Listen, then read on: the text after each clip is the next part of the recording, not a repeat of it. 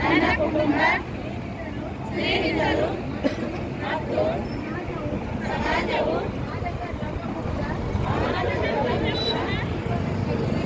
ಜೀವನ ಶೈಲಿಯನ್ನು ಅಳವಡಿಸಿಕೊಳ್ಳಲು ನಾನು ನನ್ನ ಸಮಯ, ಶಕ್ತಿ, ಸಾಮರ್ಥ್ಯಗಳು ಮತ್ತು ಸಂಪನ್ಮೂಲಗಳನ್ನು ಉತ್ತಮ ರೀತಿಯಲ್ಲಿ ಬಳಸಿಕೊಳ್ಳುತ್ತೇನೆ. ನಾನು